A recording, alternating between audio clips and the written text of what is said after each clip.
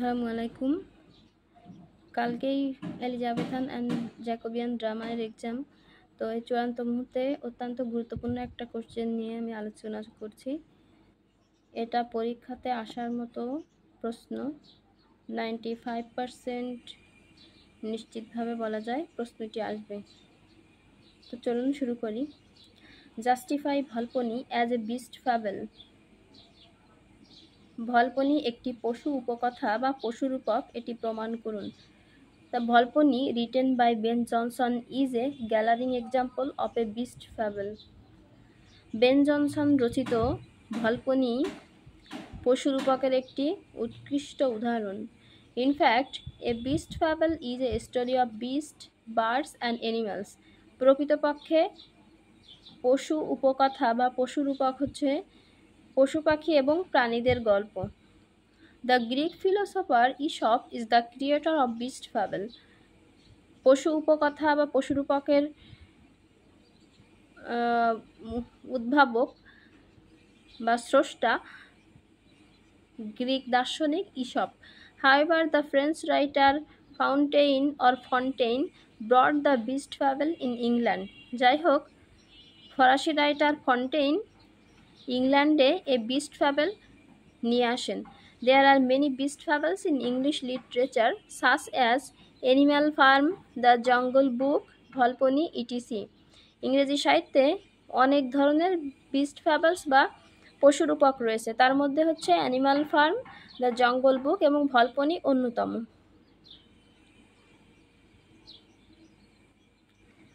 Among them, Volponi is the most famous one in English literature. তাদের মধ্যে ভলপনি সবচেয়ে ইংরেজি সাহিত্যে সবচেয়ে জনপ্রিয়। Now let us justify Volpone as a beast fable. তো এখন আমরা প্রমাণ করব যে ভলপনি একটি পশুরূপক বা পশু উপকথা। তো Ben Jonson allegorically presents many evil sides of human beings in the play through the animal characters like fox, fly, crow, raven, vulture, parrot, etc. রূপকভাবে বেন জনসন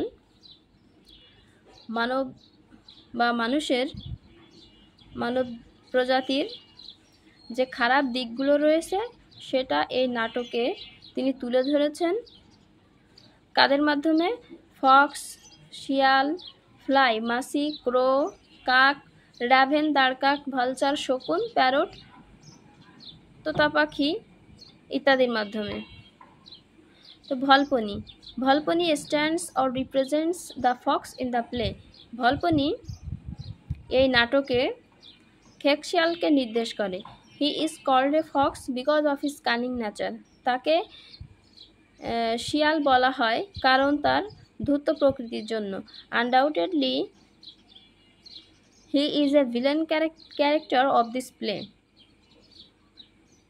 তো অবশ্যই এটি একটি হচ্ছে ভিলেন ক্যারেক্টার, নিঃসন্দেহে এটি একটি ভিলেন ক্যারেক্টার এই নাটকে। He is an impostor and legacy hunter. সে একজন প্রতারক এবং লিগেসি হান্টার হচ্ছে যাদের সম্পদের প্রতি বেশি চাহিদা থাকে বা সম্পদ আত্মসাৎ করার মনোভাব থাকে, তাদেরকে বলা হয় এখানে legacy hunters. At the very beginning of the play, নাটকের শুরুতে আমরা দেখতে পাই নাটকের শুরুতে we find him worshipping the gold as his god. আমরা তাকে দেখতে পাই সে সোনাকে তার ঈশ্বর রূপে পূজা করছেন। He says good morning to the day and next my gold. প্রথমে সে এই দিনকে শুভ সকাল জানাচ্ছে, তারপরে তার যে সোনা আছে সেটাকে। ওপেন দ্য শ্রিন, মন্দিরটি খুলুন, and so that I can see my saint, যাতে আমি আমার সাধুকে দেখতে পাই। তো এখানে সে সাধু বলতে হয়তো তার সম্পত্তি বা সোনাকে এখানে বোঝাচ্ছে। He pretends sickness in order to inherit or grab the wealth of others as well as to satisfy his carnal desire. সে অসুস্থতার ভান করে in order to grab or inherit, যাতে সে অন্যের সম্পদ আত্মসাৎ করতে পারে, অ্যাজ ওয়েল অ্যাজ এবং to satisfy his carnal desire, এবং তার জাগতিক চাহিদা পূরণ করতে পারে। He makes a lot of tricks to get expensive gifts from others. সে অনেক ধরনের পদ্ধতি বা উপায় অবলম্বন করে অন্যদের থেকে দামি দামি উপহার পাওয়ার জন্য। Mosca, Mosca stands for the fly in this play. Mosca এই নাটকে মাছির প্রতিনিধিত্ব করে। He is the parasite of the cunning fox Volpone. সে ধূর্ত শিয়াল ভলপনির পরজীবী, বা মাছি তো পরজীবী হয়। He is compared with a fly because it depends on himself. তাকে একটি মাছির সাথে তুলনা করা হয়েছে কারণ সে তার নিজের ওপর নির্ভরশীল। So he is proud of himself, তাই সে নিজেকে নিয়ে খুব গর্বিত। He thinks that his skills are gifted by god. সে চিন্তা করে বা ভাবে যে তার দক্ষতা হচ্ছে ঈশ্বর প্রদত্ত। He falls in love with his own skills. সে এমনকি সে তার নিজের যে দক্ষতা আছে সেটাতেও সে মুগ্ধ হয়ে যায় বা সেটার প্রতি তার ভালোবাসা জন্মায়। Mosca is greedy like other evil characters in the play. Mosca নাটকের অন্যান্য খারাপ চরিত্রের মতো সেও লোভী। He cheats even his master Volpone. এমনকি সে তার ভলপনির সাথেও প্রতারণা করে। Mosca appears to be a greater rascal than Volpone. মস্কা এখানে ভলপনির চেয়েও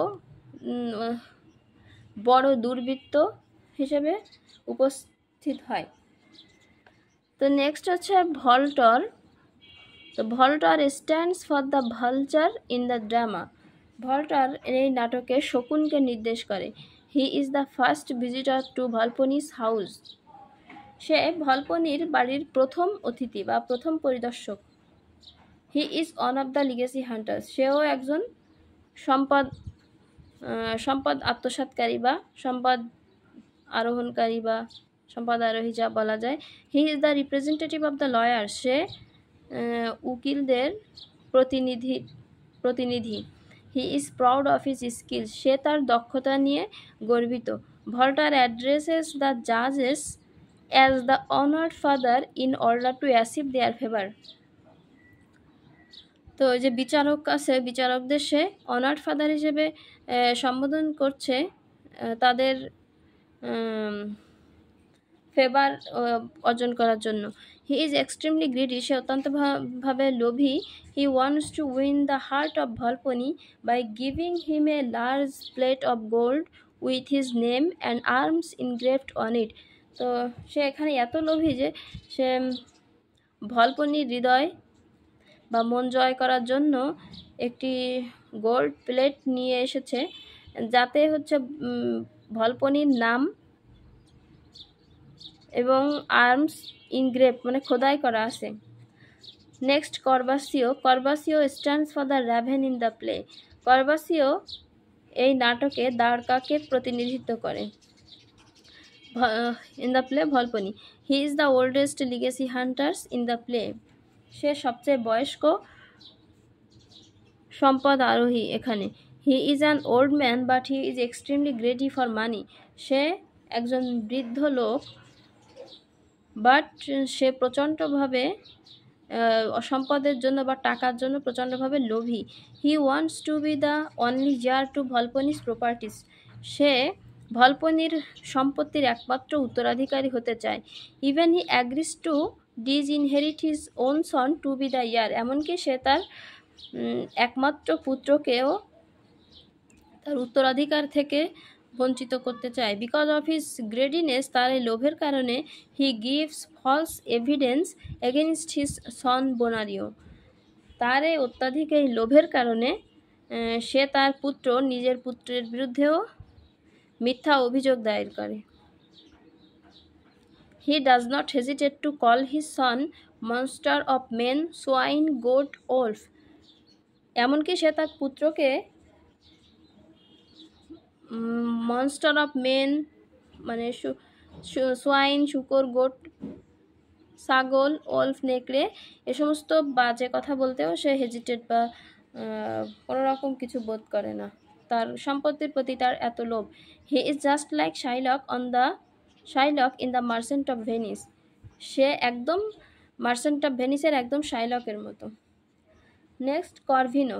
কর্ভিনো stands for the crow in the play. Corvino এই নাটকে কাককে বোঝায় বা কাকের প্রতিনিধিত্ব করে। He is one of the legacy hunter. সেও একজন সম্পদ আরোহী। He is married to Celia. সে সেলিয়াকে বিয়ে করেছে। At the beginning of the play, নাটকের শুরুতে, we find him A jealous husband. আমরা নাটকের শুরুতে তাকে একজন জেলাস বা ঈর্ষান্বিত স্বামী হিসেবে দেখতে পাই। But only to achieve the legacy, কিন্তু এই সম্পদ অর্জনের উদ্দেশ্যে, he permits his wife to sleep with Volpone. সে তার স্ত্রীকে ভলপনির সাথে ঘুমানোর অনুমতি দেয়। তার মানে তার সম্পত্তির প্রতি এত মোহ বা এত লোভ যে সে তার নিজের স্ত্রীকেও অন্যের সাথে ইন্টিমেট মুহূর্ত কাটানোর জন্য বিলিয়ে দিচ্ছে। ব্যাপারটি খুবই হাস্যকর। দেয়ারপন, এই পরিপ্রেক্ষিতে, he tells his wife that he is not a jealous husband নাও।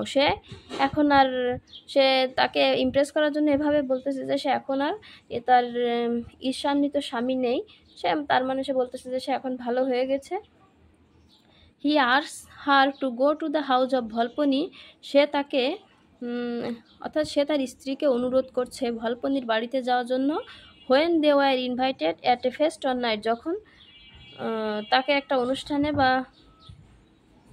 অনুষ্ঠানে রাতে তার বাসায় দাওয়াত দেওয়া হবে। Next, Sir Politic Would Be and Lady Politic Would Be. They stand for the parrots in the play.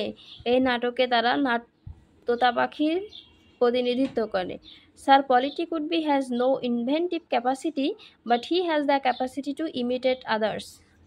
Sir Politic Would Be, এখানে তার কোনো ইনভেন্টিভ বা উদ্ভাবনী কোনো ক্যাপাসিটি নেই, সক্ষমতা নেই।